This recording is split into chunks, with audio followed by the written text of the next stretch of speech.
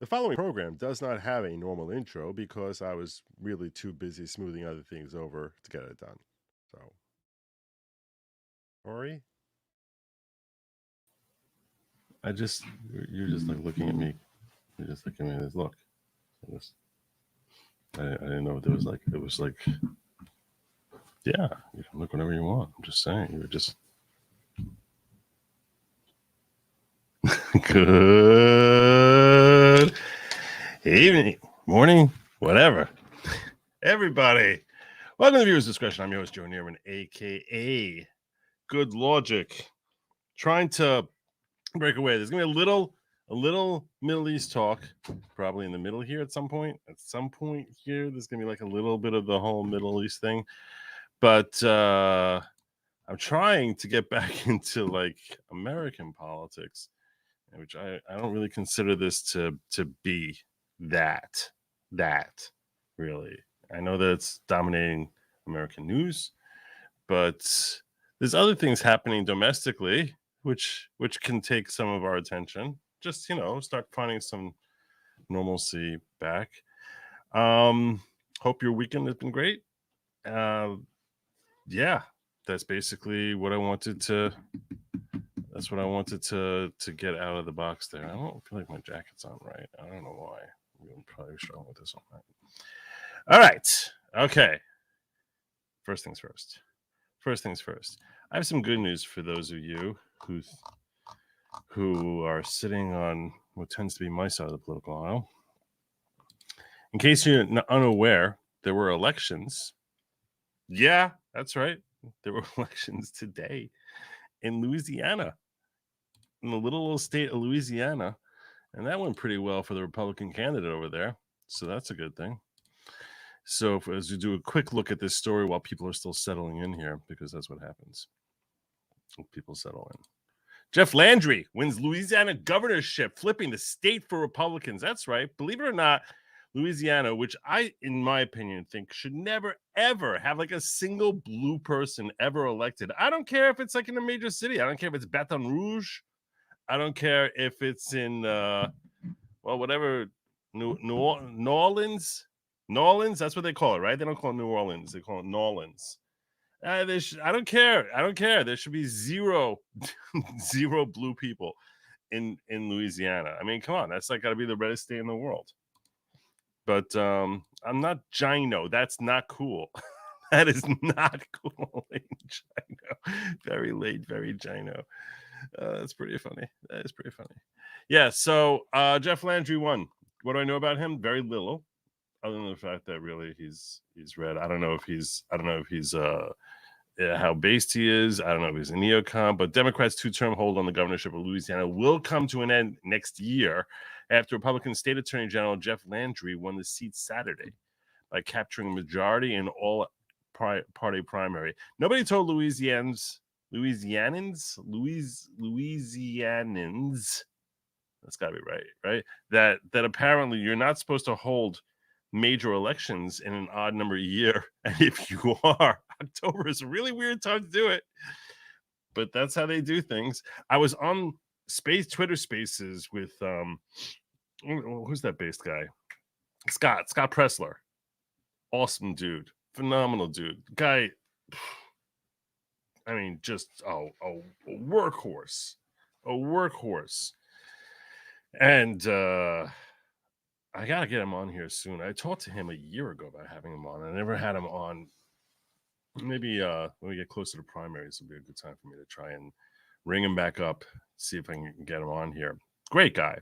Anyway, so he alerted me to this when I was in a Twitter space, and he's like, a lot of people don't realize that there's an election going on in Louisiana in October. I'm like, in a couple of weeks, October 13th, and I was just like, I don't know who this dude is. Like how he is traveling the country, knowing where there's elections happening, like that no one would even think to look for an election.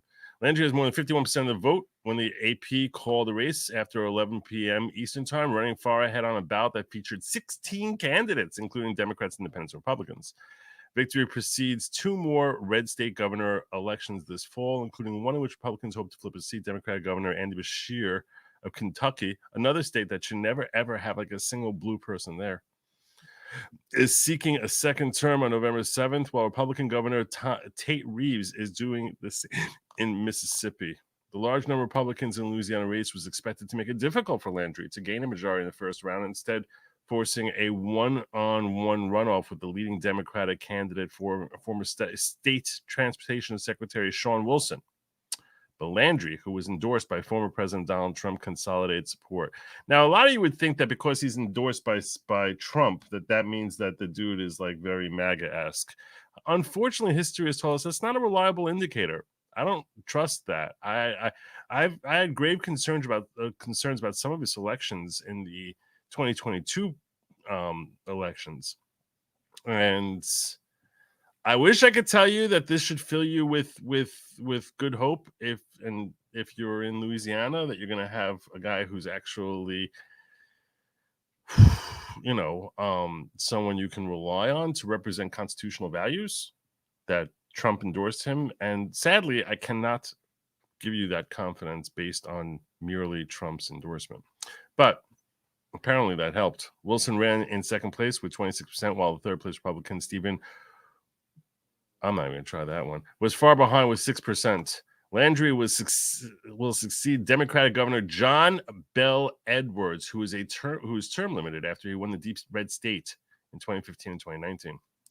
Landry, a Republican former member of Congress, has been vocal about his support for the state's near total ban on abortion and has promoted his work as Attorney General on the opioid crisis and on crime. So that's a good sign for you. That's a good sign for you. That he's a big fan of not killing fetuses. That's a pretty good sign. Landry's opening TV ad of the election focused on criminal justice, touting his career as police officer and time as AG, and featuring him saying, "Your criminal justice system is broken. We're going to hold everyone, and I mean everyone, accountable for violent crime." Landry was long seen as the GOP favorite, top fundraiser in a campaign, spent almost $9 million on TV ads, according to Ad Impact, an ad tracking platform, and he was endorsed by a slew of elected Republicans in addition to Trump, including Senator Bill Cassidy, Representative Steve Scalise, Clay Higgins, and Mike Johnson. Not a bad lineup. Wilson spent over $730,000 on the airwaves, not nearly as much as Landry. He spent time in his campaign pledging to bridge divides, find common ground. That's never good. Was that too hostile for me to say out loud? All right.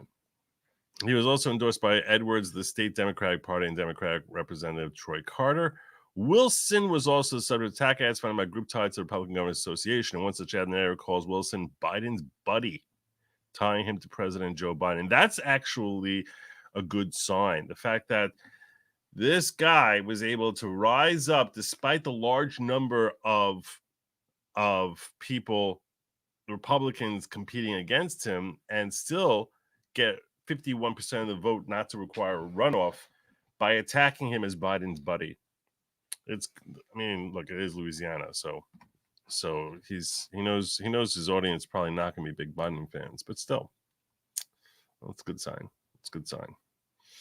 Cars in Depp says good vach, which means have a good weekend. That's how Jews say that. Have a good week.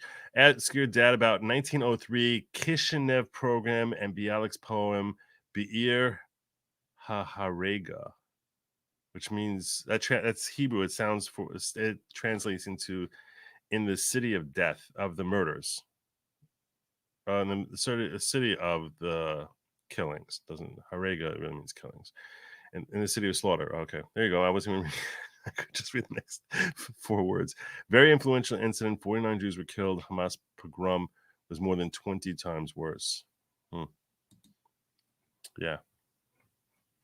It was a pogrom. It was a pogrom because they were trying to kill Jews. That's basically, they didn't care when Hamas came in last week. All they cared about is they just wanted Jewish blood. They really just wanted Jewish blood. So I'll come back to that topic when I get to Douglas Murray, because his talk, which I started watching, and I was like, I want to watch this with my audience. I watched the first 3 minutes of a 10-minute speech that he gave, and I was like, this is good enough that I really want to review it with my, see it fresh with you, so I can give you my thoughts on it as I'm processing it. So I like the way that I like my own coverage better, I think, when I do it that way. So that's good. That's a good start. That's a good start to the weekend, right? That's a pretty good start. Let's get into our main story, though. Our main story tonight.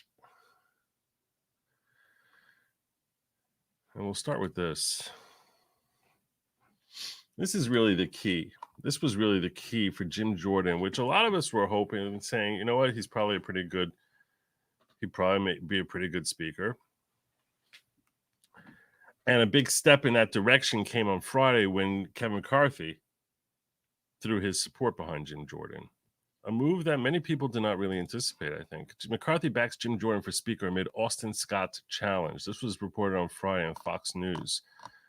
So, former House Speaker Kevin McCarthy is backing Judiciary Committee Chairman Jim Jordan for his replacement behind the gavel. McCarthy's endorsement of Jordan comes after Representative Austin Scott from Georgia announced his candidacy for the speakership. I'm a little annoyed at Austin Scott for doing that. I'm going to support Jim Jordan, McCarthy told reporters on Friday.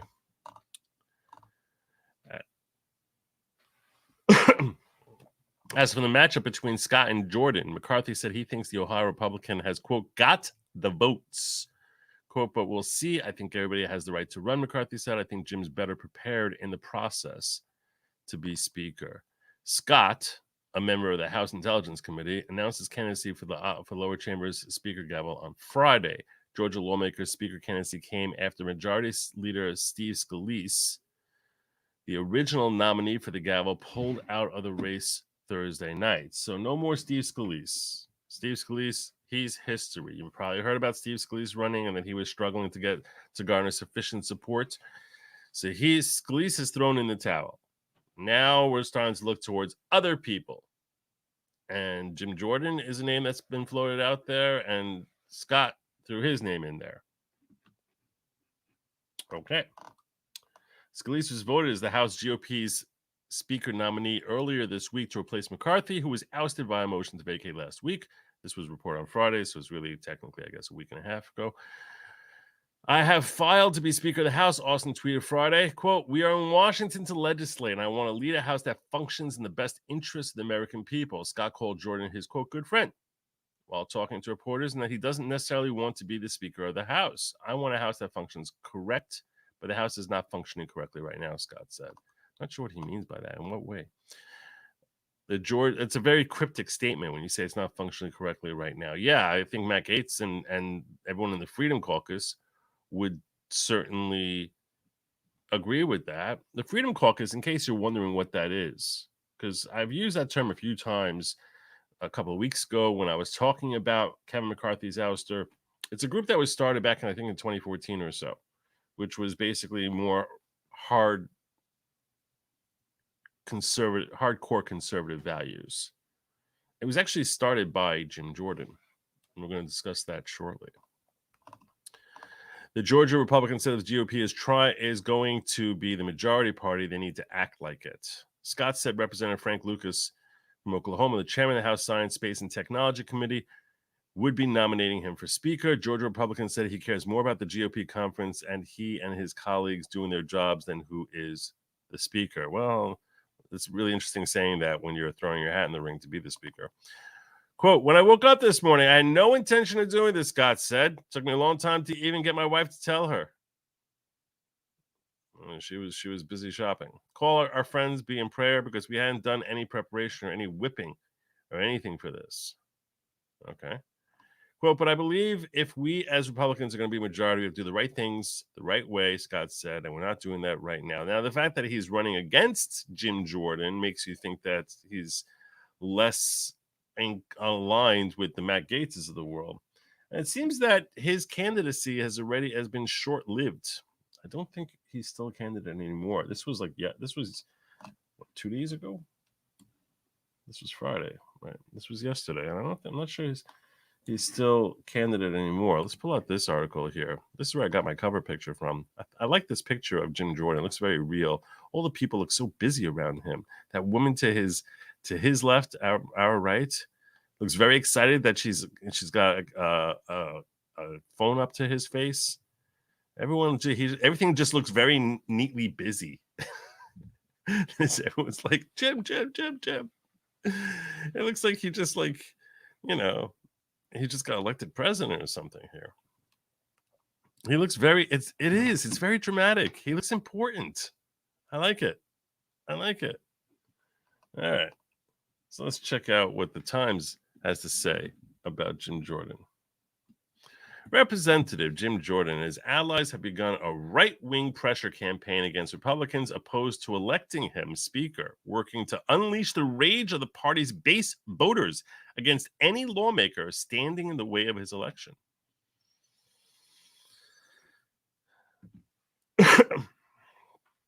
Even after Mr. Jordan, the hard-right Ohio Republican, won his party's nomination for the post on Friday, he remained far short of the 217 votes he needed to win the gavel, with scores of his colleagues refusing to back him.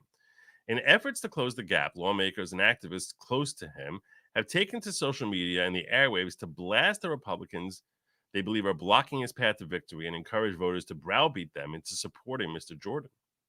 In an extraordinary instance of Republican on Republican fighting, I don't know if that's extraordinary. It's not like we've never seen that before. Fortunately, I'm going to tell you this. I just want to pause here and say Republican on Republican fighting is good. This is a good thing. The Democrats should be embarrassed that they walk in lockstep with each other the way they do. It's just because you're the same party stripe doesn't mean.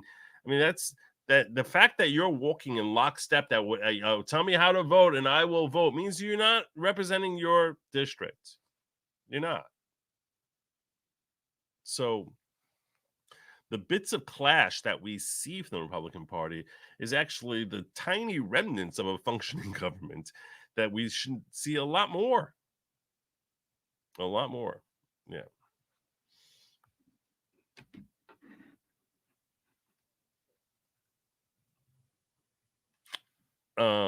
In an extraordinary instance of Republican finance, because divisions that have wrought chaos inside the party, paralyzing the House of Representatives in the process.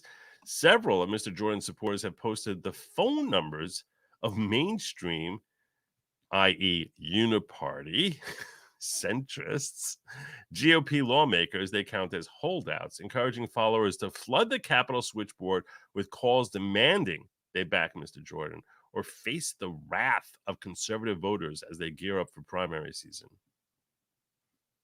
Well, that's not a bad tactic. Quote, you want to explain to your voters why you blocked Jordan? Representative Anna Paulina Luna, Republican of Florida, wrote on X, then bring it. Bring it! The strategy is reminiscent to the bullying tactics. Oh, they're such bullies. They're so mean. I can't believe they're such bullies.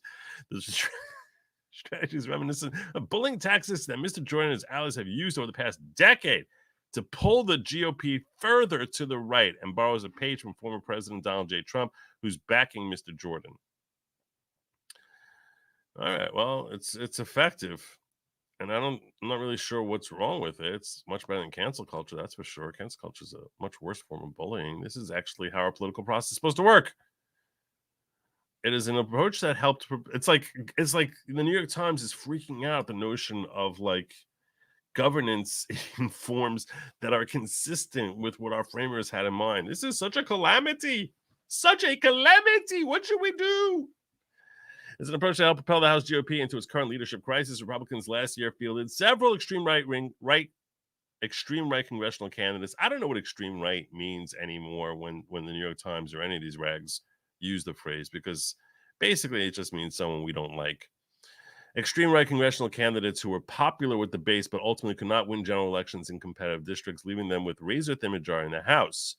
A new generation of hardliners has been able to exploit the tiny governing majority, dethroning one speaker and scuttling the bid of his heir apparent. Yes. This is what the Times is watching. They're watching, along with the rest of you here. They're watching that I said this razor-thin majority that the Republicans have is chef's kiss perfect. It's amazing. It's great. I love it. Oh.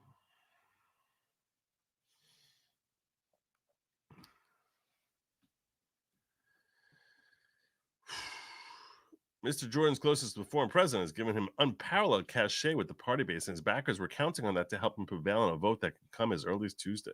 While Friday's votes were secret ballots by Saturday, right-wing activists appear to identify about a dozen holdouts against Mr. Jordan as top targets for their onslaught. Amy Creamer, a political activist affiliated with the Tea Party movement, and Mr. Trump, who also leads Women for America First, which organized a Stop the Steal rally in 2021, posted a hit list of 12 members of on Friday. Oh, well, that's someone I got to follow now. Who's Amy Creamer? I didn't know this. I love when they tell me who their enemies are so I can know who to support. Who's Amy Creamer? Yeah, find her. Sounds like someone I need to know more about.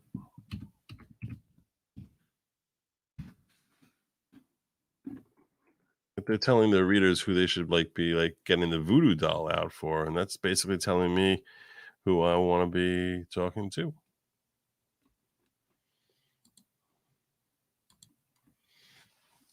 Amy Creamer.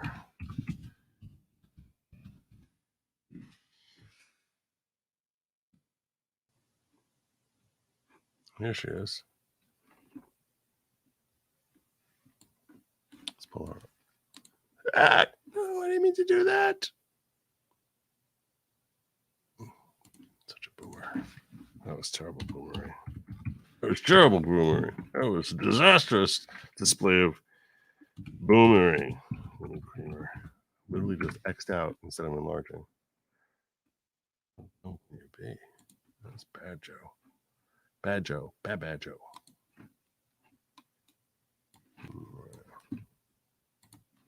Amy Creamer. Send out a list of the 12 people we need to be mad at. Give us the list. Give us the list, Amy.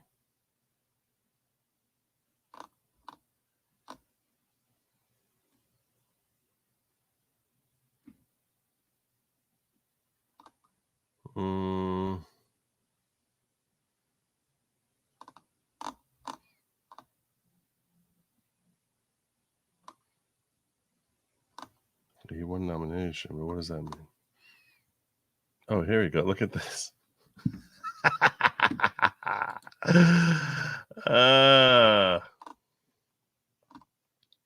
New speaker call list.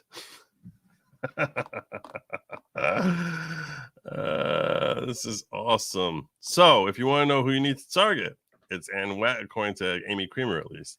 It's Ann Wagner, Austin Scott, who I think is one of the people who's surrendering. I think that dude is surrendering. Mike Rogers from Alabama, Frank Lucas, Carlos Jimenez. Yeah, he's a difficult one. He's going to be a difficult one. John Rutherford, Mario Diaz-Balart, Steve Womack, Drew Ferguson, Maria Salazar, Laurel Lee, and Greg Murphy.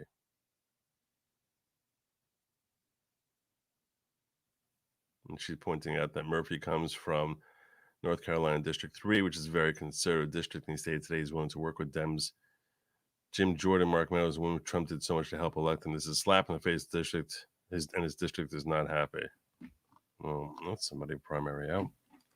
So there you go. Good job.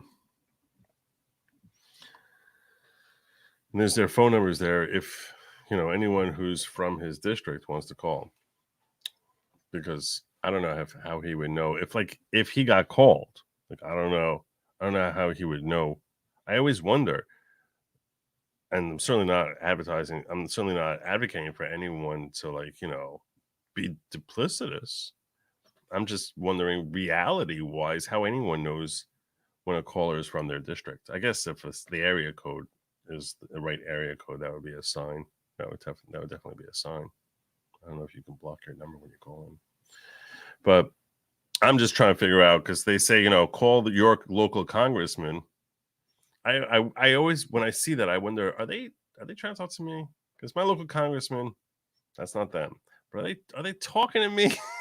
Are they trying to talk to me? Are they trying to tell me, Joe,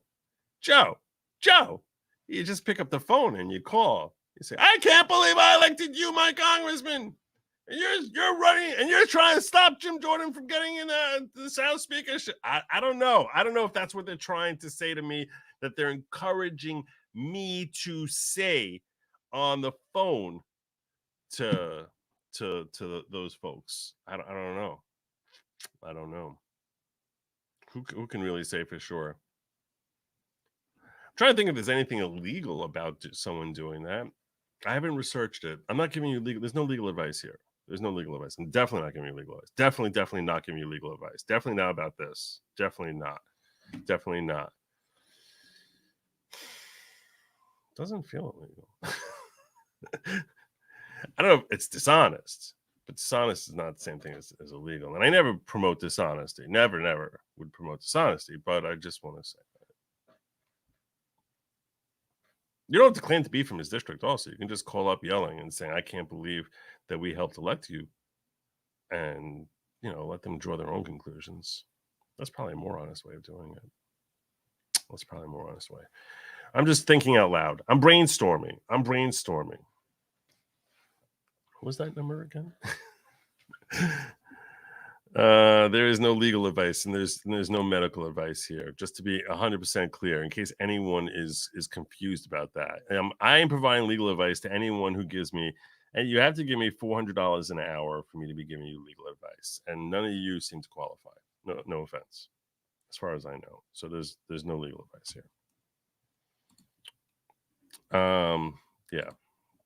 Ben Frail says every Australian state rejected the referendum to put BS into our constitution.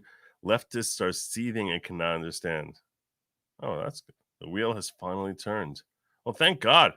I feel relieved for you, Ben, because that wheel was crushing you guys when lockdowns were coming. Oh my God. They were like, there's somebody in Portsmouth who has COVID. Everyone run to your houses. But we're like 1,000 miles away. I don't care. Run to your houses. You can't leave your house. I have no food. Please, sir, I have no food. No, you left your house. It was craziness. What we saw in Australia. So I hope that wheel is turning. It couldn't be turning any worse. That's a good sign, though. It's a good sign. Salt A says, hey, Joe, I love how Eurotards view the U.S. as a two-party government when in reality we have two parties with multiple factions that act as big tent coalitions, which is certainly, and it's definitely, I think it's more true of the Democratic Party than the Republican Party, but yes, definitely true. Definitely true. Carson Depp says favorite halva. No, there's no such thing as favorite halva. Okay, halva should be illegal. That is gross. If you don't know what halva is, I don't know if that's a Jew food. I don't know if it's just food. I don't know if it's something that non-Jews know. I don't know. I have to address the halva thing before I go any further here in Jim Jordan's story, because you just stepped right into my wheelhouse of things that should never ever happen. This thing is a travesty to society that anyone was ever allowed to produce this chalk as something that's deemed edible and a sweet treat. Oh my God. Talk about abuse of children. To take a child and say, oh, here's a candy. They get so excited. And the first time they try it, they have no idea that they're literally sinking their teeth into like ground up chalk mixed with like cardboard and sugar. And they're like, here, chew on it. You're going to love it. And like, there's like a little element of sweetness to it that's designed to draw you in further, and then you basically get like a full bite of it. And you're like, ugh, bleh, bleh, bleh, bleh. It is gross. It is disgusting. It is awful. It is evil. It is vile. It is not something that should ever happen. Favorite halva? My favorite halva is one that was like blown up by like the donut channel. Okay, seriously, there's no such thing as favorite halva. That's like it's like asking me like what's my favorite form of like of what's my favorite part of my own wardrobe to set on fire. Oh, I don't know. I gotta think about that for a while. I'm not sure. Let me see which part looks most flammable. I gotta sort of figure that out for a while. Pistachio. Oh my gosh. No halva. But I can't even read the rest of this. By the way, if the Dems didn't want Jew haters, Talib Omar et al. In Congress, wouldn't they have primaried them with big money? There's big money behind those two. I'm not a Philistine. I'm telling you straight. I'm telling you straight. Okay? I'm honest. I don't know if do non-Jews know what halva is. I'm not sure if it's an Israeli thing. It's terrible. It's terrible. All right. Well, anyway, let's get back into. I don't know what big kaftas is. I don't know what that is. Seriously. I assume that's a food given context, but beyond that, I have no idea. Now I'm curious. I'm not Googling this on screen. I'll trust you. Oh. You mean beef kaftas? Moroccan beef kaftas. I've never had, so I can't tell you. Oh, okay. This is how Greek, Turkish, Jewish, Lebanese. All right. Let me get back to my job. All right. I got that.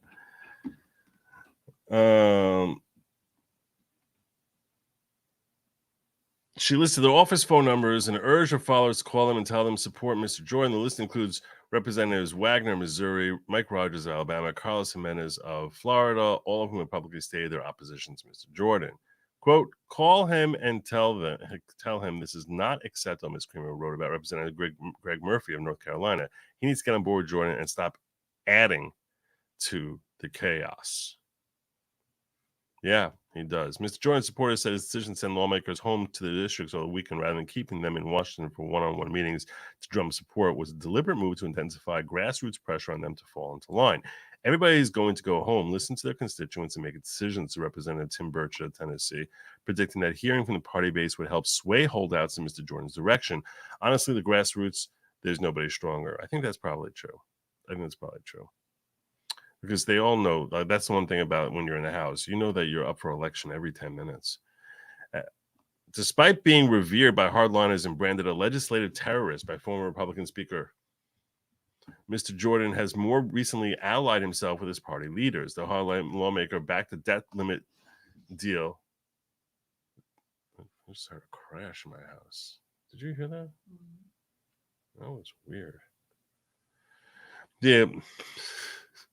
Show must go on. Let's go. Weiter. Let's go. Okay. Ohio lawmaker backed the debt time limit that former Speaker Kevin McCarthy struck with President Biden and did not join the far-right's move to grind the House floor to a halt and protest the agreements or their effort to oust Mr. McCarthy because he saw. See, this is everything I was saying. I told you this. On the day Matt Gaetz ousted Kevin McCarthy and we saw Jim Jordan get up there and throw his support and saying there's no reason to get rid of this speaker. And I'm sitting there, and my first thought is like, why is he saying this? We have to get rid of this uniparty neocon. And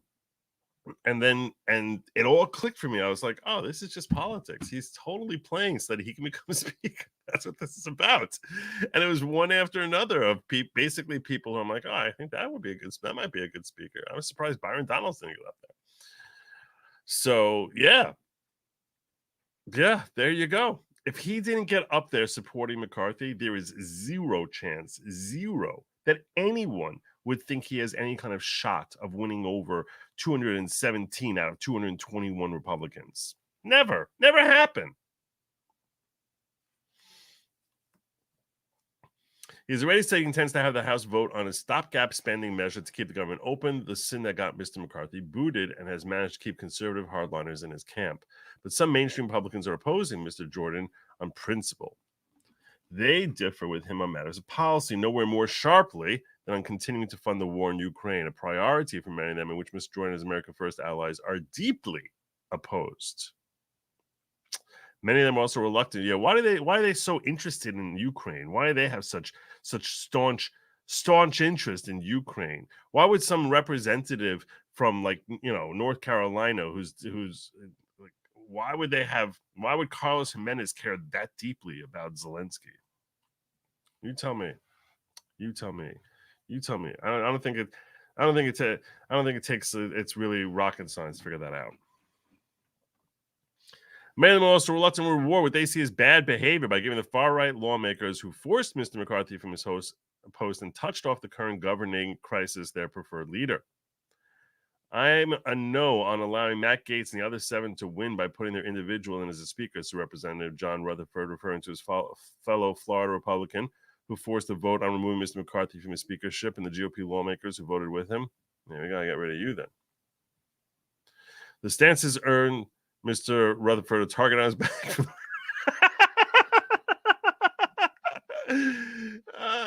I guess I'm hard right. Because like literally right before I read that sentence, I was like, we got to get rid of you. That's pretty funny. All right. Whoops. Excuse me. At Representative Rutherford, Florida, will vote against Speaker designate Jim Jordan just despite me, Mr. Gaetz wrote on X. I hope he gets some feedback from Floridians that this is selfish and bad for the country. It was unclear whether the pressure campaign would be able to net Mr. Jordan the votes he needed as the second candidate put forth in recent days in the Republican nominee. Look, I don't know how many of you are watching right now. I'm just going to say that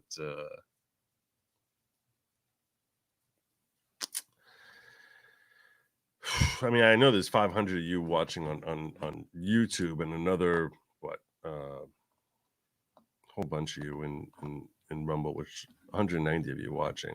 I know there's 190 of you watching in Rumble because I have 27 thumbs up. And basically 1 out of 8 of you actually ever click that button. Why? Why do you come here and watch and never click the button? Why? I understand. None of you click it. Oh my God. So like I feel like they must like they're sticking nails under you. They're sticking like iron nails under your fingernails every time you click a button that like supports a creator on Rumble. It's so hard to click that button. You're right. You're right. He's dead, Jim. Which, by the way, I love that title. I happen to be a very big fan of the Star Trek: The Original Series. I grew up watching Star Trek: The Original Series. Okay, I grew up not on rerun. So I grew up like when we were watching. When I was a kid, it was on like at 6 o'clock at night, and my siblings and I'm like 6 years old, 7 years old, and we could quote that show. Like, and it's like when the opening scene would first start, it would be a race to see which of us could identify which episode it was first. It was, we were very into Star Trek: The Original Series. Like I can tell you right now that the screenshot, the picture of that He's Dead Jim uses is from an episode called Wolf in the Fold. That's how ridiculous. My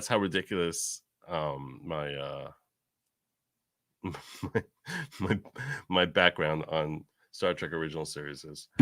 Anyway, but I digress.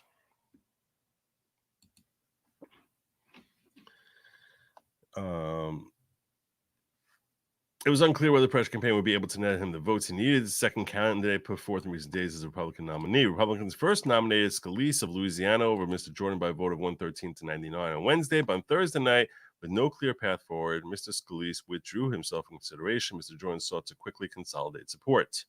Then on Friday, 81 Republicans backed a late entry to the race, Representative Austin Scott of Georgia, to lodge a protest vote against Mr. Jordan. Mr. Scott quickly swung in line behind Mr. Jordan after his defeat. I said I thought he was gone. Yeah.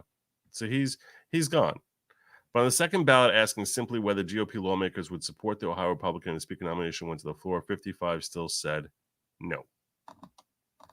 Some conservative strategists close to Mr. Jordan believe he will easily be able to win over his detractors, institutionalists who put a high premium on functioning government projecting normalcy. Unlike the hard right, the strategists argue, staging a floor revolt simply isn't in their nature.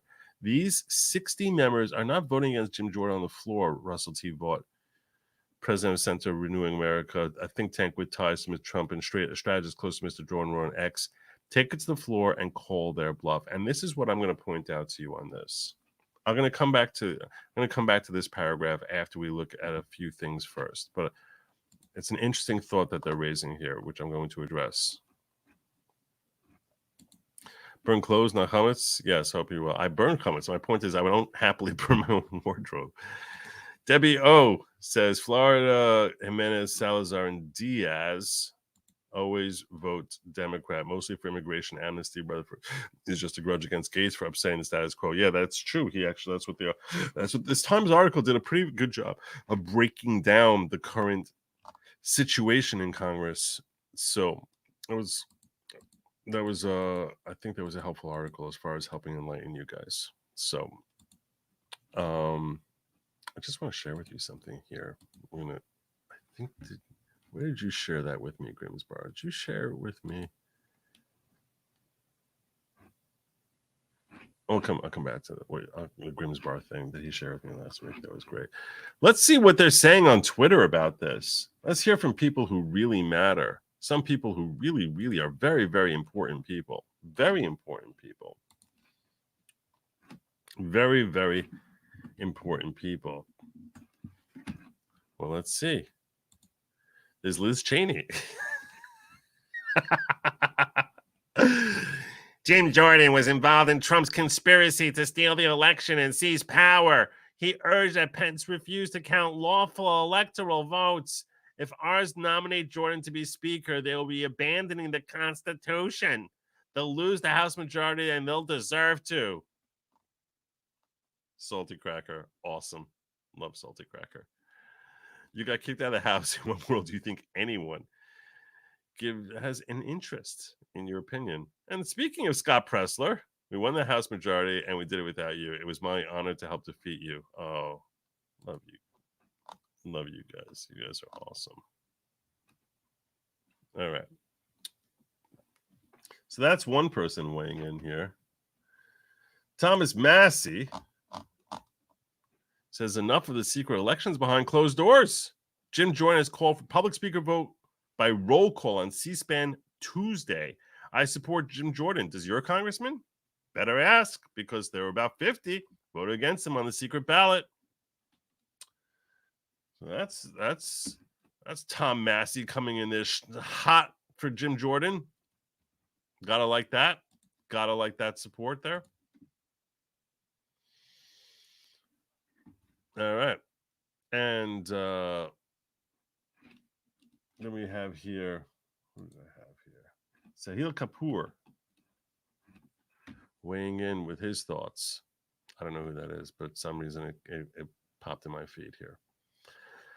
He says, in less than a decade, Jim Jordan has gone from a backbencher and a conservative flamethrower who co-founded the Freedom Caucus to powerful Judiciary Committee chair. And now the GOP nominee for speaker, but Jordan has not changed. The party has moved in his direction. Tell us your senior national political reporter for NBC News, who's been covering all of this, and he joins me now. So just take me through where we are at as they just went home for the weekend. Hey, Chris. Well, Jim Jordan is currently 65 votes short of what. I don't trust men whose voice sounds like this. I'm sorry. I don't know if that makes me racist. I don't know if that makes me whatever. I do not trust men who sound like they're basically transposed in a time machine from like the 14th century, and that they were, castrados, from 12 years old because they wanted to like sing in some sort of choir. I don't trust them. Is that wrong of me? Is that maybe it is? I have flaws. Maybe this is one of my flaws. Maybe it's one of my strengths. But I don't trust anyone who talks like this. The last person I knew who really sounded like this in real life turned out to have an unusual affinity for youngins. So I feel like my meter on this is spot on. Maybe that's why, and perhaps this is why I have this. I had that meter about that guy all the way back 30 years ago, decades before I found out about about things that he's been accused of doing. So, yeah. he needs to get elected Speaker on the floor of the House. He had his first ballot, 124 votes. He had his second ballot, which ended up being 152 votes. He's going to need a lot more than that to get to that 217 magic number. So Republicans, recognizing that they had no path to get their new Speaker nominee elected, they adjourned for the weekend. The House is still without a Speaker. It's been 10 days now. And 10 days. Oh no, what are we going to do? look, the nomination of Jordan, Chris, you're talking about some of the things in his past. It really shows how much the Republican Party has transformed. It was just 8 years ago that Jim Jordan was a right-wing backbencher. He was the co-founder of the Freedom Caucus. You know, he supported these edgy tactics like a government shutdown about a decade ago to try to defund the ACA. Since then, he has risen his way up to become a Judiciary Committee chairman, and now he's the nominee for the Republicans to be Speaker of the House. He has risen his way up, moved in his direction. Jim Jordan hasn't really changed. And this becomes a question for the whole party, because Democrats at this moment, the political operatives are salivating practically at the prospect of connecting every Republican member of Congress to Jim Jordan. If they support him, it's going to be a difficult vote for moderates, for centrist members in swing districts who have to go home and explain potentially why they would support him for Speaker if they do. Yeah, me, well, I mean, to be continued. Calling me a little skeptical they're going to get to 217. Sahil Kapoor, thank you. We're going to keep on this. Senior. So there you go.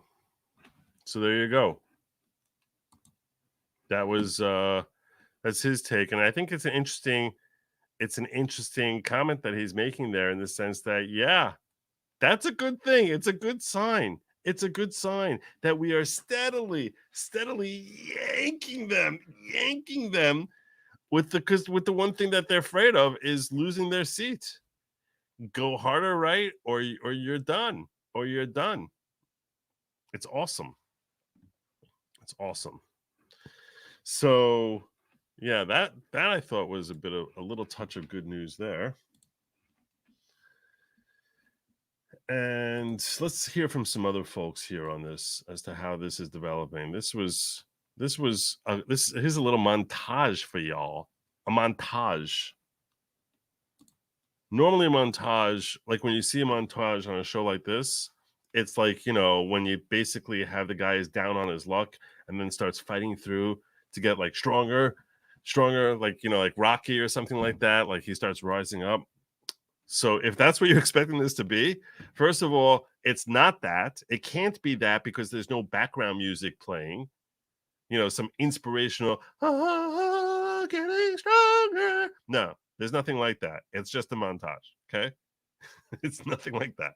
So I don't want there to be false hope that at the end we see like Jim Jordan on top of the stairs, like yeah, you know, yeah. That's not happening.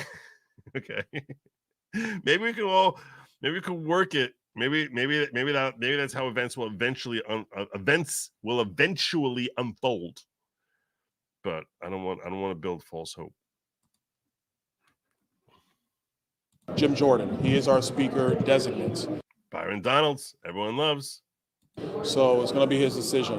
Personally, I think we should stay and finish this, but that's up to him, and I'm going to respect his decision, and whatever Jim needs from me, I will do that. There's a confusion with. And I think Jim Jordan has sufficient political savvy to understand the tea leaves and what steps are needed in order to effectuate his ultimate win here.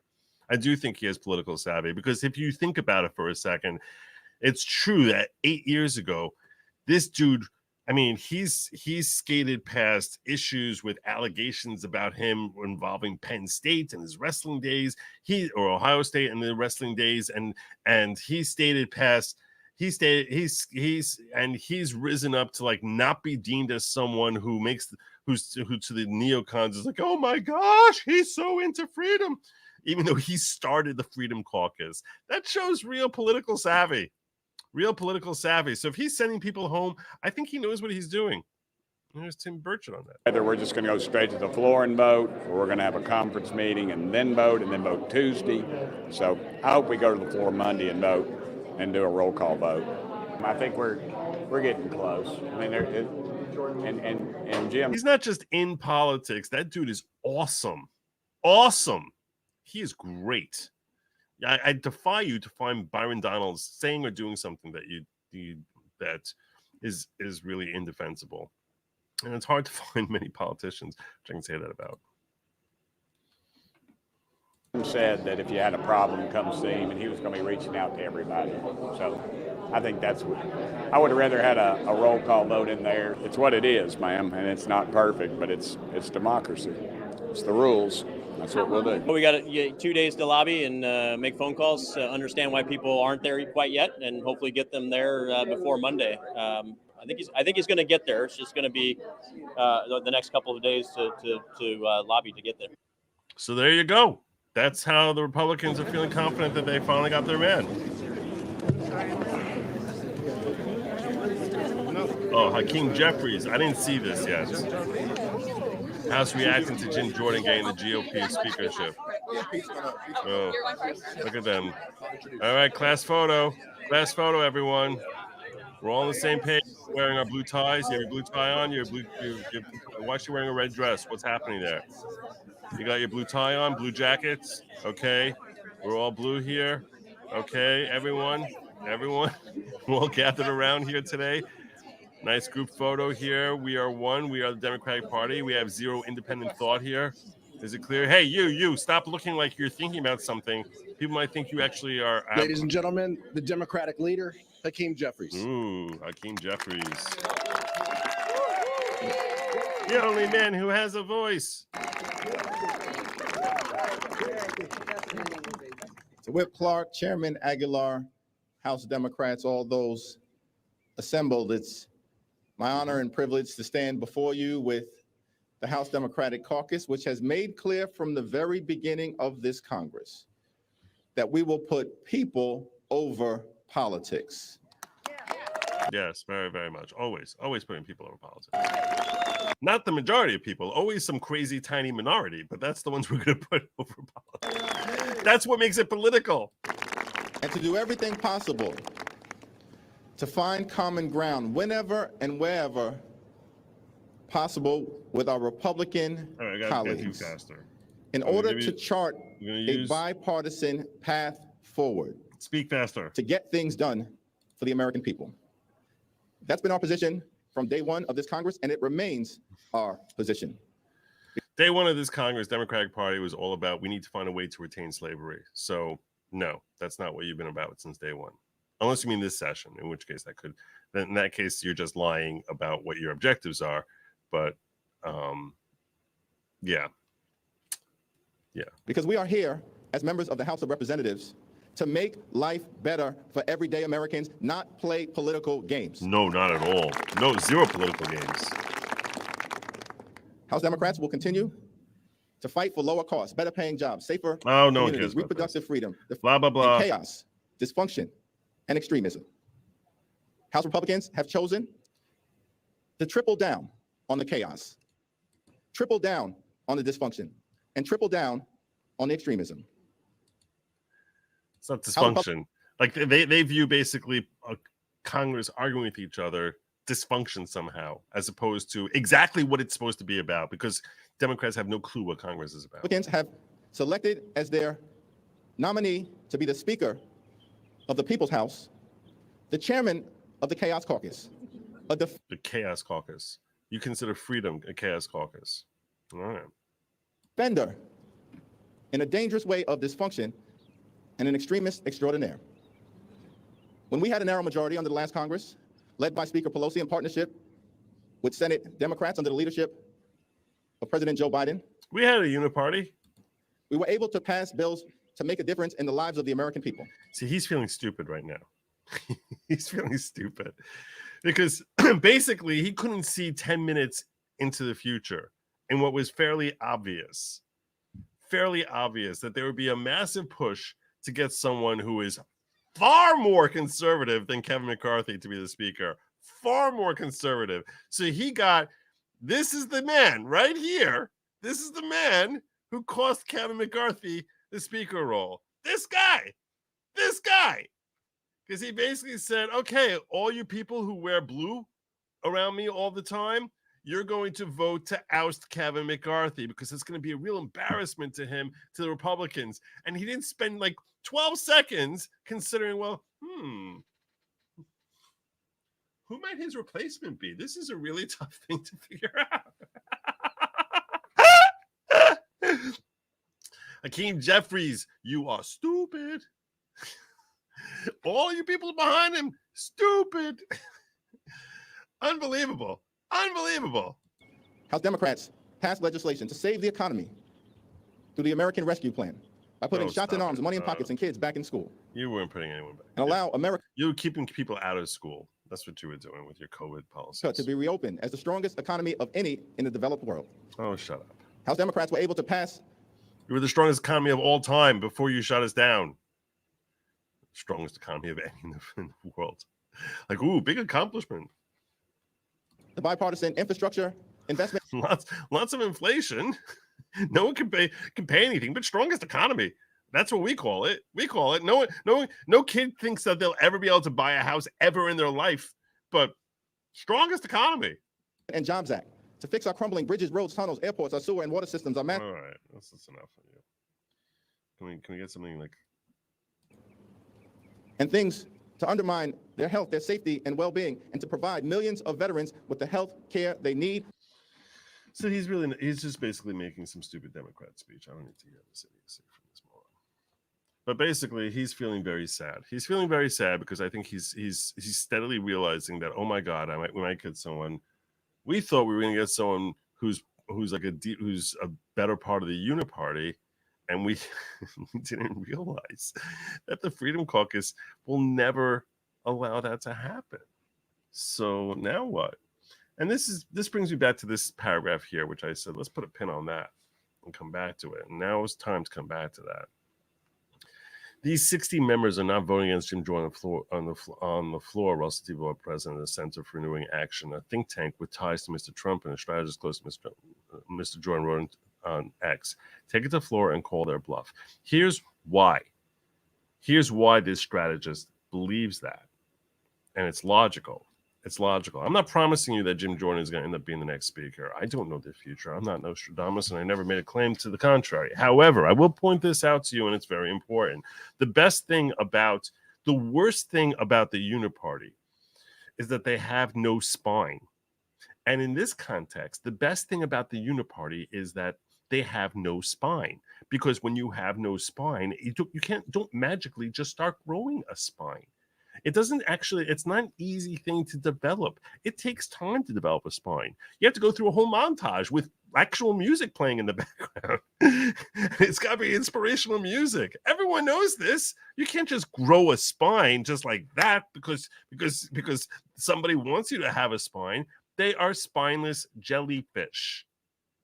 And I think that given a situation where there's all this talk about how we need the House to start moving and figure out what we're going to send to this country or that country, and the shutdown being an embarrassment in the Republican Party, they don't have sufficient spine to stand up and say, no, we're not happy with this speaker, so we're not supporting the chosen GOP nominee.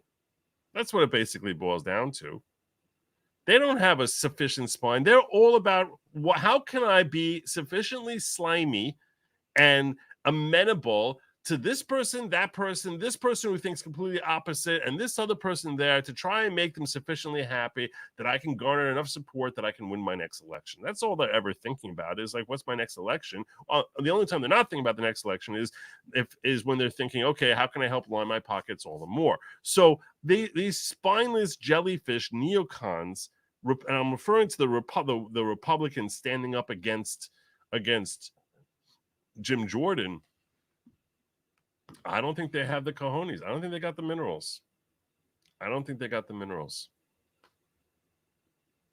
do. So I do think that Jim Jordan ultimately is going to prevail and be our next speaker, and I'd love to see how he plays in that role. Am I telling you for sure it's going to happen? No, but I think the chances right now are very, very strong. Very strong. Gay McCarthy's support was really big.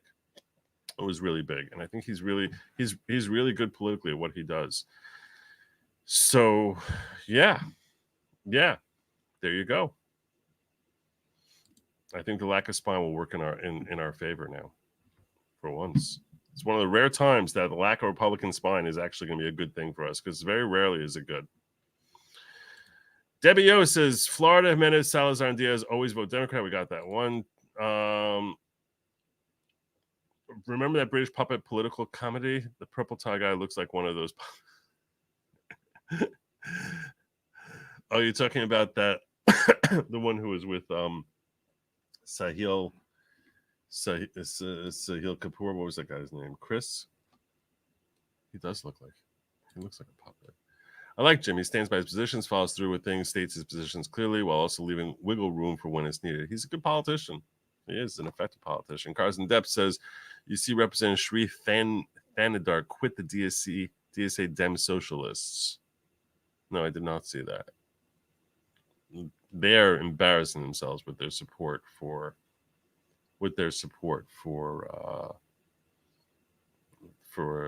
Hamas. I mean, it's just they're embarrassing themselves. And Todd Larson saying, "Give the last name of my shekels to Great and Good Logic. Great show the other day where you adopted Joe. I kid. Where you adopted Joe. I kid. Thank you. I appreciate that, Todd. It's very, very thoughtful of you. My dad is awesome. I'm glad you appreciate the show and enjoyed it. And I appreciate your shekels as well. I certainly, definitely appreciate it. So thank you. Speaking of which, that's a perfect segue for me. It's a perfect segue. This was shared with me. Who was it that shared it with me? What was your name? Oh, also, Triggered says, Boop is your best digger after all us. There you go. Go beat Boop. So who was it? I want to check. I want to give credit where credit's due.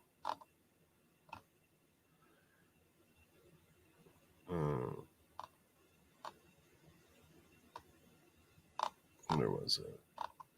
I'm going to scroll down and find it and call them out for helping me find this. It was Robin M. That's who it was. Also known as Fat Slice. I don't know what that name is about, but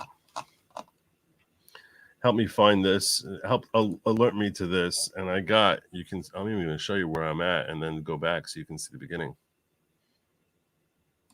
Oh, and Most Band Queen says, are we taking bets on whether they will stay in D.C. long enough to vote? I'm sure they'll be exhausted at the closing door meeting. Feeling cute. Might recess later. I'm joking, kind of. They went home, but they're coming back on Monday. So they did go home already. That's a pretty safe bet at this point. So this is Douglas Murray's deal, which I made it 3 minutes in, and I was like, I want to react to this live. So Douglas K. Murray, very intelligent man. And I'll give you some thoughts. I'm Douglas Murray, and it's a great pleasure to have been asked to join you this evening. I want to just mention a few things in the short time I have. First is just to mention this, I'm not Jewish myself. I happen to have not just some, but most of my best friends are Jews. I think it's a weird thing to say. But the reason I mention this is that all my adult life, I've been surrounded by, or chosen to be surrounded by, Jews.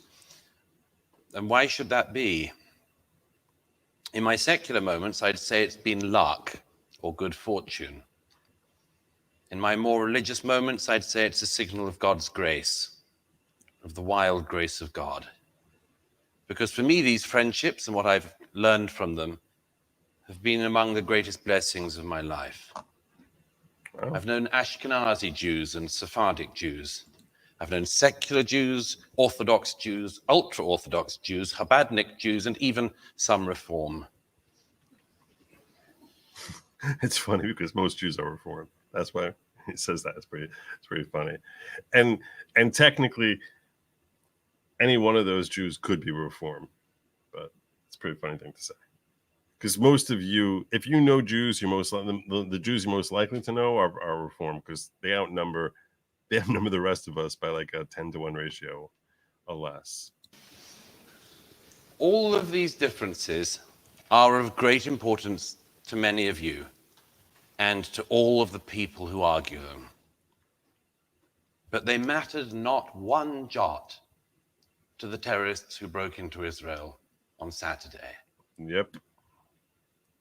They didn't care whether they were killing secular Jews or religious Jews. voters for Likud or voters for Yesh Atid. They didn't care. Likud and Yesh Atid are different right and left political organizations in Israel. So they didn't care which of those voters they were voting, they were killing. What the views were of the people they were killing, whether they were for or against recent judicial reforms in Israel, whether they were one of the few people who believe they don't know how to run the country, or whether they were one of the 8 million people who believe they do know how to run the country. All That's pretty funny because almost everyone in Israel thinks they know how to run the country. That's he's displaying his knowledge of Israeli mindset with his opening here. All that the terrorists cared about was that their victims were Jews. That was it. They had to be Jews. I once asked Jonathan Sachs in private what he thought it meant to be a Jew, and he replied quite characteristically by quoting someone else. Specifically, he quoted his friend, the late great philosopher Isaiah Berlin. He said, Douglas, Isaiah once answered this question when he was asked by saying, to be a Jew is to have a sense of history. And I looked at Jonathan, I knew there was something more. He tilted his head. And I said, well, what do you think? He said, I think Isaiah was almost right. And I said, so what's your answer? He said, to be a Jew is to have a sense of memory. Now, memory can be a burden. For some people, an almost impossible burden. But it's also a blessing. Because if you as a people, you as individuals know what went before, you know that the Jewish people have been here many times before, in many worse situations and too many times to count. One of my favorite writers, Stefan Zweig, who my late friend George Weidenfeld, also of London, actually knew in London in the 1930s, both exiles from Vienna. Stefan Zweig, in 1938, in one of his last letters to Joseph Roth, who was soon to die himself in Paris, said from England this in a letter, 1938. He said, every morning I thank the Lord that I am free and in England, but I have an appetite for distant places again, and the desire to see the world in the round once more before it burns. Much as I adore Zweig, it seems imperative to me that we do not fall into the despondency or defeatism that Zweig expressed in that letter, however understandable it was. Because what we know, what he didn't know then, what we know now, is that the Jewish people have seen off every single one of their enemies for millennia. They have outlived every single one of the enemies who've wished to destroy them, from Pharaoh to Hitler. And they will see this enemy off as well. And I say that with absolute certainty. Now, what to do? May I make 2 suggestions? Firstly, it's always seemed to me that it is not the right of non-Israelis to tell the Israelis what to do. It is up to them to do what they need to do. In my view, all that people in the diaspora and their supporters can say is that they have our love, our support, and our solidarity in the weeks and months ahead. Whatever we can do to support them, we must do. But a second point, if I may. What we can do here in Britain is to keep our own house in order. And our own house in Britain is in disarray. It is not acceptable, it should not be acceptable, that the Jewish community, among all of the communities of this country, in this diverse country, should be the one community expected to accept with equanimity those who cheer on the murder of Jews and those who support the murder of Jews. It is not acceptable that the Jewish community should be the only community in this land that is expected to put up with murder and then being scorned for their fellow Jews being murdered.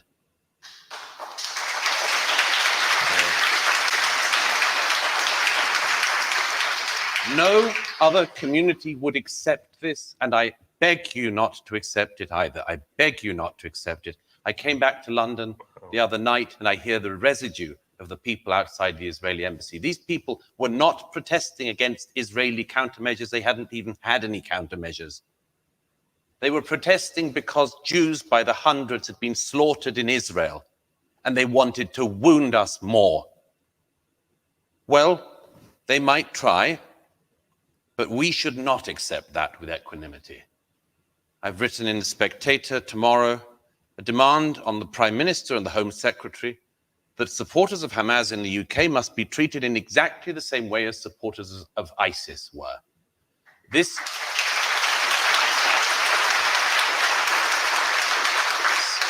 Some people thought that the claim that Hamas was ISIS was a rhetorical claim. We know since Saturday, if we didn't know before, it is not rhetoric, it is real. If you stand in Britain with a Hamas flag, you should not be allowed to be free in Britain. You should. I don't know what that means. I don't know what that means. Like, I don't understand if there's a legal ramification to it. I don't know what that means. But I do think that I'm tired. I'm tired of the tolerance and the cheapness of Jewish blood.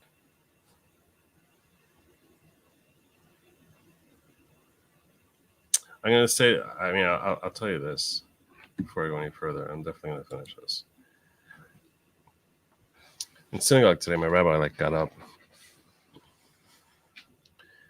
and he asked who in the crowd had families, had relatives who were killed by Hamas last week. And no hands went up. And he asked who in the crowd had relatives who were taken captive last week. And no hands went up.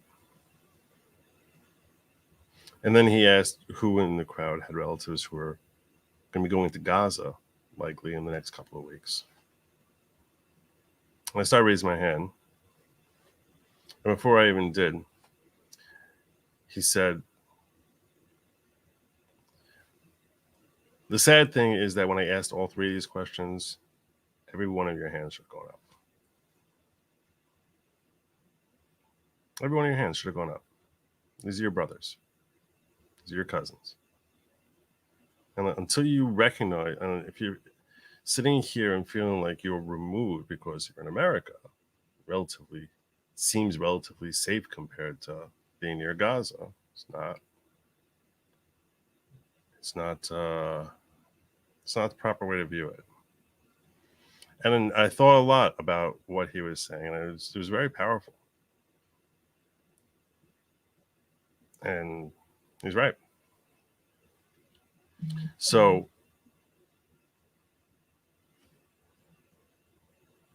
I think it's important not to abandon my values as to how to deal with people. But I can't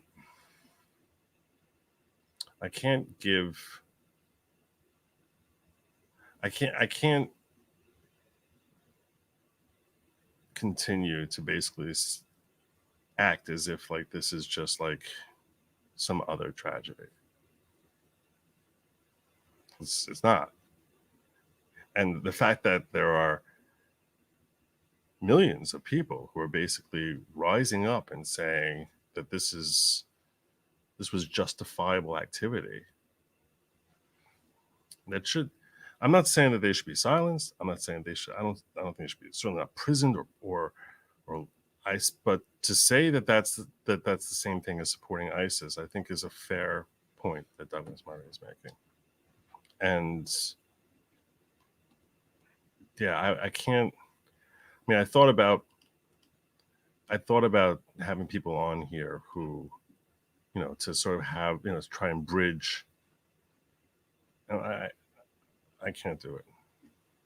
I can't do it because I'm not gonna want to fight with them. I'm not gonna want to sit there and like yell at them, and I'm not gonna want to make them.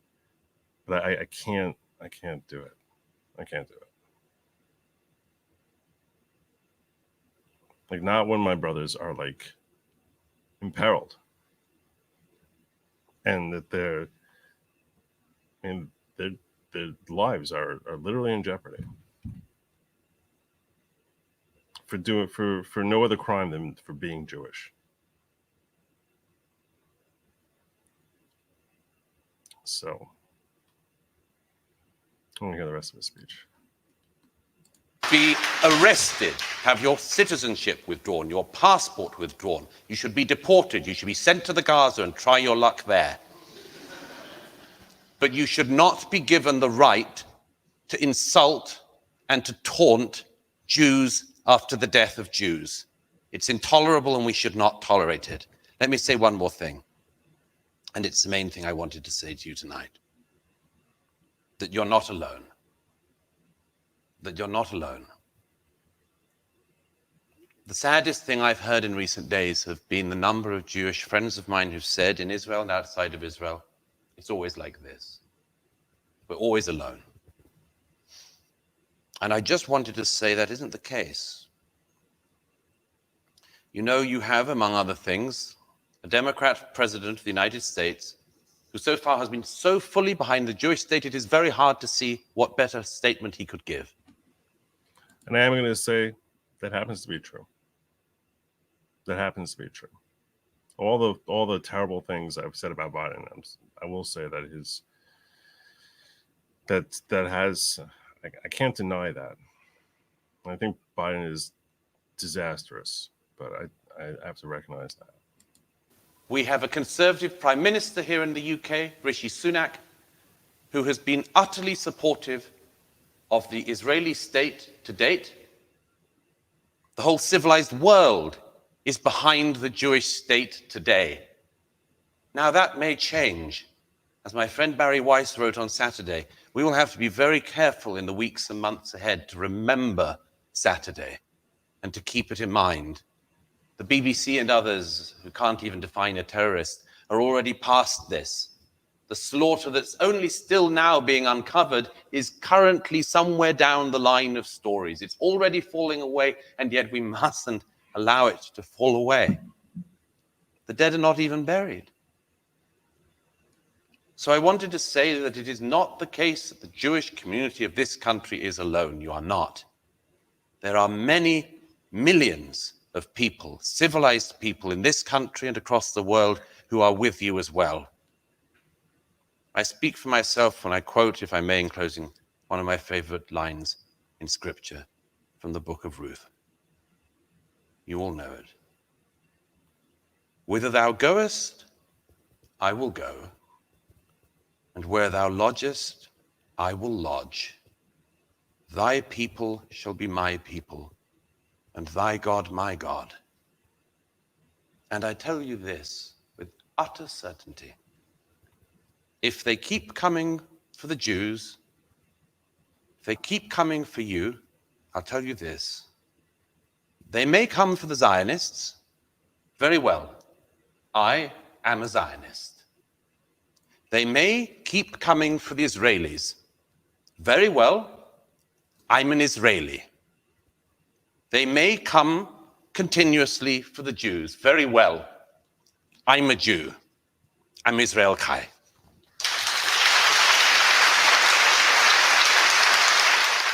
Wow.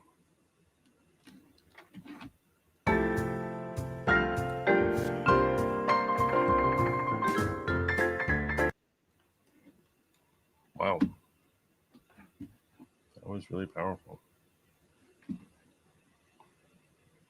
Yeah. Well, thank you, Fat Slice, for sharing that. That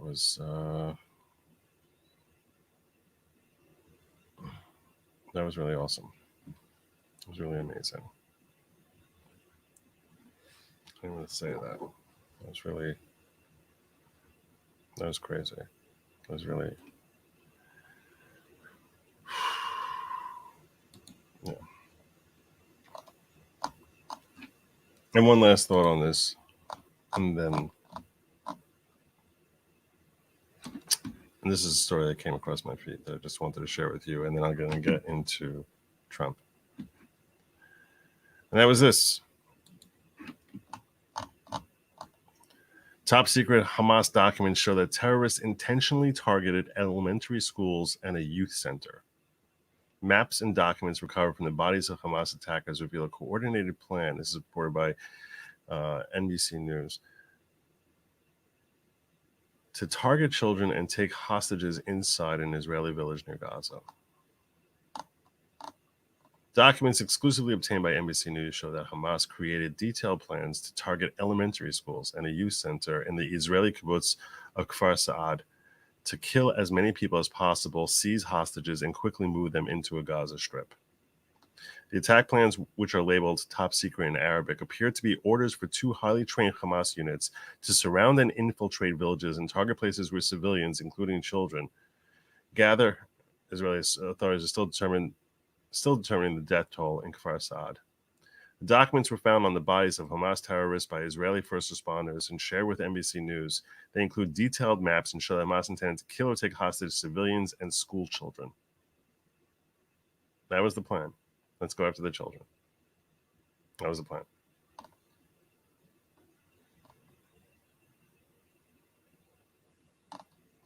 One page labeled Top Secret outlines a plan of attacks for Kfar Saad, saying Combat Unit 1 is directed to contain the new Da'at school. Da'at is Hebrew for knowledge. While Combat Unit 2 is to collect hostages, search the Bnei Akiva Youth Center, and search the old Da'at school. Another page labeled Top Secret Maneuver describes a plan for a Hamas unit to secure the east side of Kfar Saad, while a second unit controls the west. It says kill as many as possible and capture hostages. Other orders include surrounding a dining hall and holding hostages in it. The detailed plan to attack Kfar Saad is part of a trove of documents that Israeli officials are analyzing, according to one source in the Israeli army and one in the government. Surveillance videos of Hamas terrorists entering a kibbutz on October 7th shows tactics similar to those laid out in the documents obtained by NBC News. The Israeli officials said the wider group of documents showed that Hamas had been systematically gathering intelligence on each kibbutz bordering Gaza. And by the way, to be clear, these are not settlements. These are not disputed lands. These are not lands recent. These are part of the original 1948 borders where Kfar Saad is.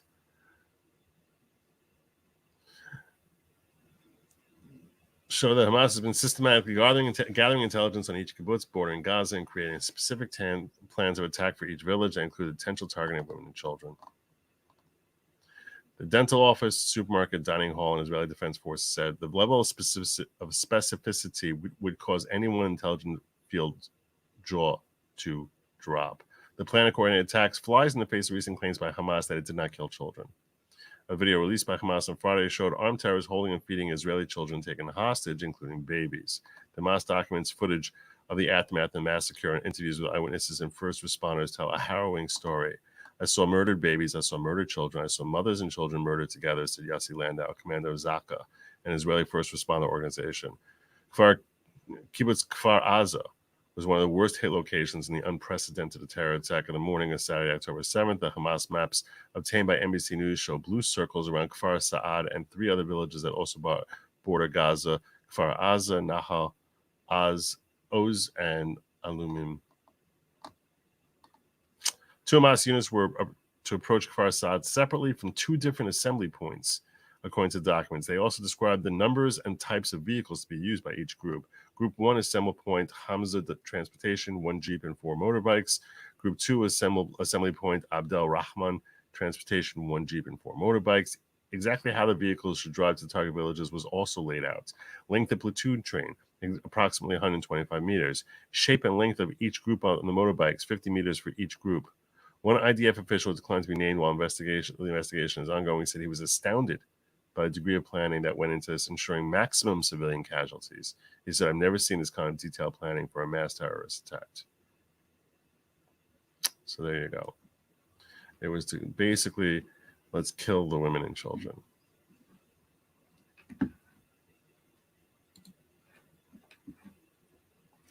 All right.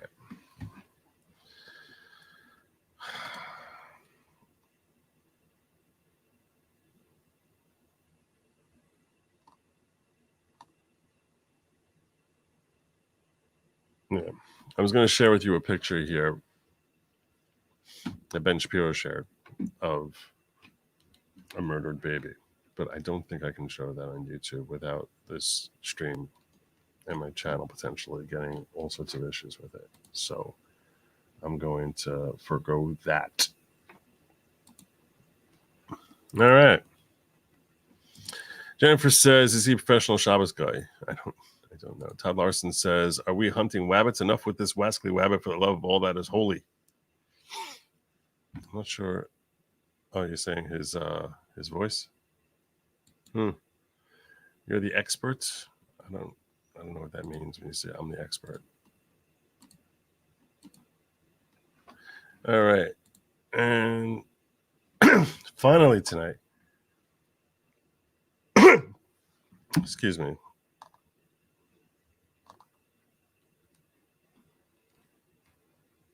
Finally tonight, I do want to talk about Trump and an issue that should not be taking as long as it is, which is this fight to try and keep him off of the ballot because it is alleged attempt to overthrow the government, whatever other nonsense they say about him.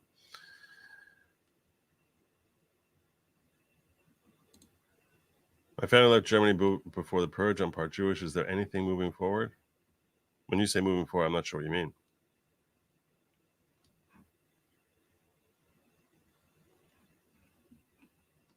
No, I'm not sure I understand your question, sir.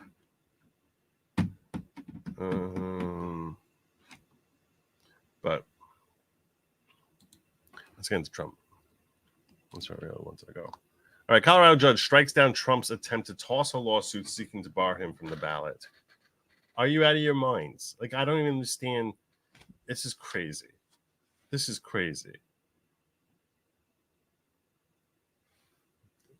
I'm a little concerned. The only reason I have any kind of level of concern at all, the only reason I have any kind of level of concern is because I do think that a lot of respect is given to legislative branches when they act in concert with each other. So,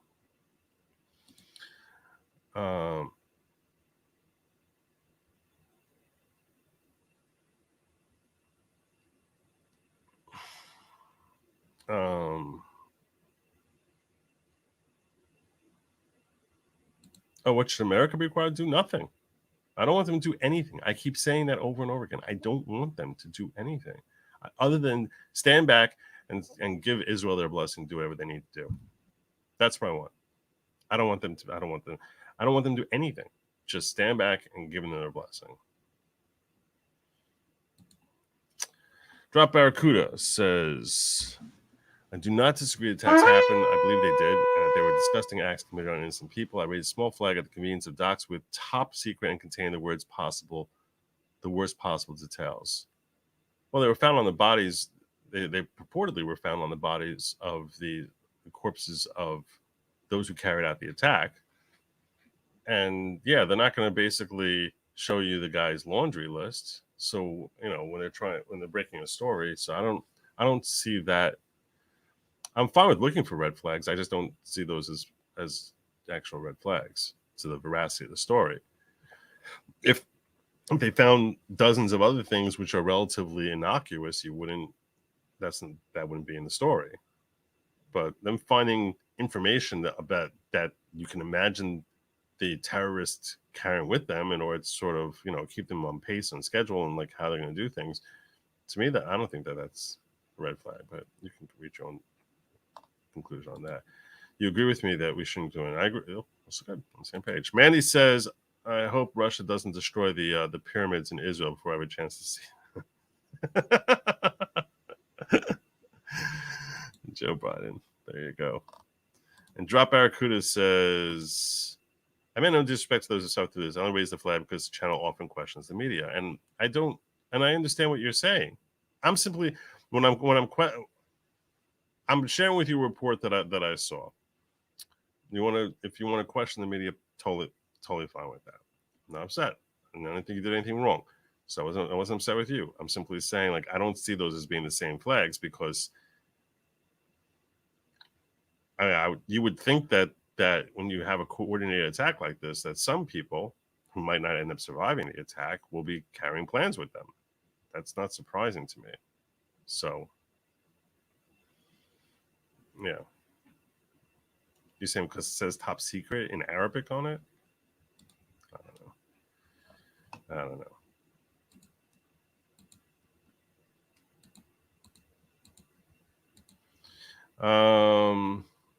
Let me get into this story now.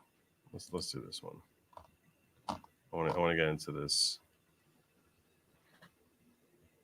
Oh, most bank queen. I missed this earlier. So what I'm saying, Joe, is honestly questionable whether they'll vote Monday. They recess Friday and allegedly will meet again Monday. I'm ready to super glue them to the House floor. LOL. I think they're not taking the vote till Tuesday. I think he wants them back in on Monday and then to have a full day to press upon them so that they can take hopefully a successful. I don't think he wants to try going through what McCarthy went through with like 15 votes to try and get those final ones down. All right, Colorado judge strikes down Trump's attempt to toss a lawsuit seeking to bar him from the ballot. A Colorado judge has rejected an attempt by former President Donald Trump to dismiss a lawsuit that seeks to keep him off the state ballot, ruling that his objections on free speech grounds did not apply. Really? Trump's attorneys argue that a Colorado law protecting him from being sued over exercising their free speech rights shielded him from the lawsuit. But Colorado District Judge Sarah Wallace said the law doesn't apply in this case. The law also conflicted with the state requirement to get a question about Trump's eligibility resolved quickly before a January 5th deadline for presidential candidates' names to certify for the Colorado primary, Wallace wrote. So, Citizens for Responsibility and Ethics in Washington claims in its lawsuit that putting Trump on the ballot in Colorado would violate a provision of the 14th Amendment that bars people who have engaged in insurrection against the Constitution from holding office. See, to me, I don't care about your stupid Coloradan laws. That makes it to say that he's engaged in insurrection is ridiculous. It's a ridiculous claim. It's completely unsupported by fact or any legal or law. When you say he's engaged in insurrection. See, to me, this should be dismissed without discovery or anything further, because under what pretense are you claiming that he's engaged in insurrection? Even if he's being charged, to me, that it's ridiculous. He's not even being charged in Colorado. The group's chief counsel, Donald K. Sherman, welcomed Wallace's decision, which was made late Wednesday. He called it a well-reasoned and very detailed order in a statement Thursday. A Denver-based attorney for Trump, Jeffrey Blue, didn't immediately return a phone message Thursday seeking comment. Colorado case is one of several involving Trump that stand test the Civil War-era constitutional amendment, which has never been ruled on by the U.S. Supreme Court. Along with lawsuits filed in Minnesota and Michigan, it has a good chance of reaching the nation's high court. Okay. Lawsuits also involve one of Trump's arguments in criminal cases filed against him in Washington, D.C. and Georgia for his attempt to overturn his 2020 loss that he's being penalized for engaging in free speech to disagree with the validity of the vote tally. The Colorado case will focus in part on the meaning of insurrection under the 14th Amendment, whether it applies only to waging war in the U.S. or can apply to Trump's goading of a mob that attacked the U.S. Capitol on January 6, 2021 to halt the certification of President Joe Biden's win. See, here's the thing with your framing here. The issue with your framing is that to say he goaded them into a mob is to claim that he was inciting them toward insurrection. And if he's not inciting them toward insurrection, how the heck can it not be a violation of his free speech? And no one has even bothered putting forward a claim that he incited them, because under the Brandenburg standard set forth by the Supreme Court, there's no way anyone could hold up a claim that he's guilty of inciting insurrection. So on what basis can you come forward and try and make any sort of good faith claim that there's an insurrection happening here? It's kind of asinine. Trump's attorneys dispute that applies to attempt to undo the election results. They also assert the 14th Amendment requires an act of Congress be enforced and that it doesn't apply to Trump anyway. Trump swore a presidential oath to preserve, protect, and defend the Constitution, but the text of the 14th Amendment says it applies to those who have sworn oaths to support the Constitution. Blue pointed out the semantic difference in the October 6th filing in the case. I think that's such a weak claim to make that Trump's attorneys are trying to make here. Preserve, protect, and defend, as opposed to those who swear oaths to support the Constitution. Why can't support that? That's such a weak claim. Good golly, really? That's what you're hanging your hat on? That's what you're hanging your hat on? Really? Really?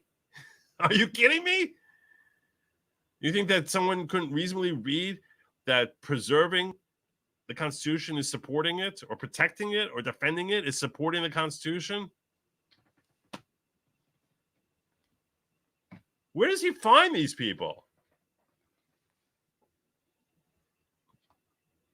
And maybe that wasn't the heart of his claim. I hope that wasn't. That should be like claim number 53 in trying to get this thing dismissed. Now, look, this is an AP News article, so it could be that they're trying to make Trump's attorneys look weak. But oh my God, both oaths put a weighty burden on the oath taker about those who wrote the amendment aware of the difference. Blue argued the framers of the 14th Amendment never intended for it to apply to the president. He wrote. The trial determined Trump's eligibility to Colorado ballot is scheduled to start October 30th. Wow. Wow. Wow.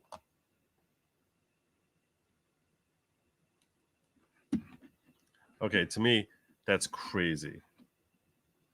It is crazy to think that any judge is going to sit there saying that he can't get on a ballot. It's astonishing. And I don't care if it's a state that no one thinks he's going to win. That's not the point at all. Not at all.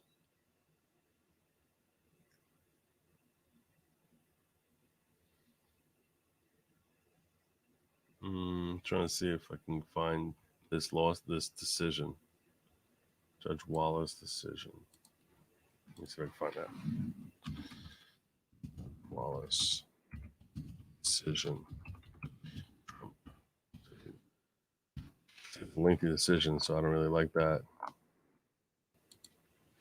Let's see how lengthy this thing is.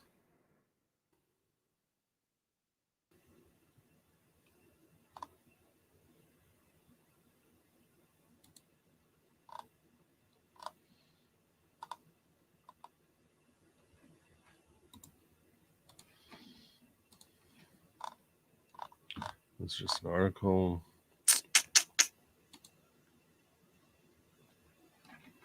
How long is this lawsuit? 115 pages? Good golly. I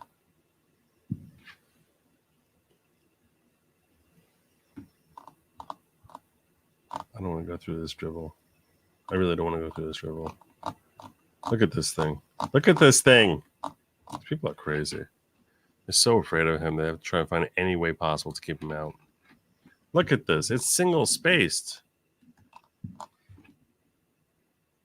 115 pages. Single-spaced. Okay, this part doesn't count, but still. How long is the introduction? Look at all the pictures and everything. Good golly.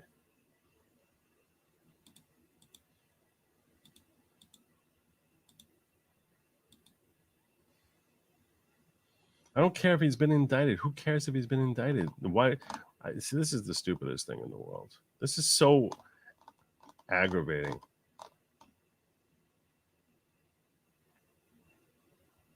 Ooh, he's hugging a convicted defendant who called for Pence's execution. So what? It's not before she was convicted. Idiot.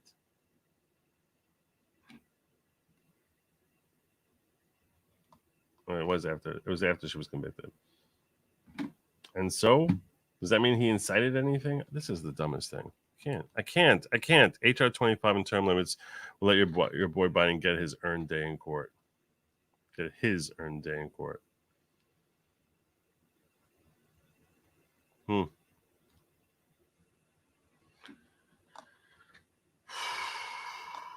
don't know what that means. How's Biden my boy? And what day in court? Even their introduction just goes on and on for 10 pages.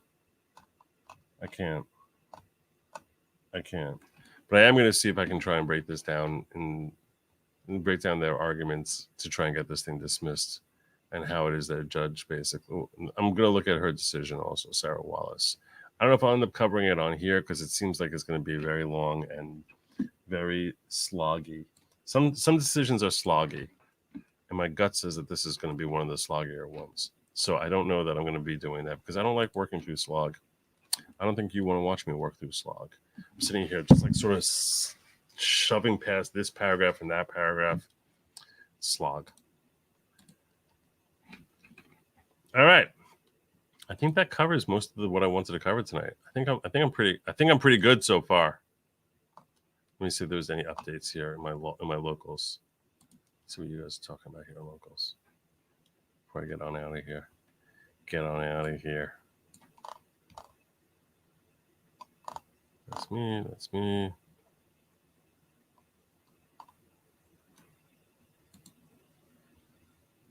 I don't know what you're sharing here.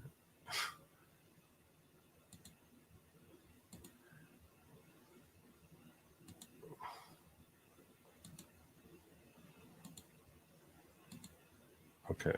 I don't know what you're sharing with that. Okay. Make sure I didn't miss anything here. I got Robin in chat here. I have deviation saying I've added you to the prayer list for singles and for widows. I can see you're hurting in this struggle. God be with you, brother. Well, thank you. Thank you very much. Fortunately, I'm not a single or a widow, but I appreciate the thought. And yeah. I saw you, deviation. Sit here maligning me. Maligning me! All right. Let me get on out of here. It's 3 o'clock in the morning. It's 3 o'clock in the morning. We all need sleep, right? Eventually. It's got to come. All right, my friends. I'll be back here, God willing, tomorrow evening. Until then, I urge you all to look out for yourselves, your loved ones. Keep yourselves safe. Oh, one thing I will say is this. I'm just gonna take a modest tip of the cap to myself.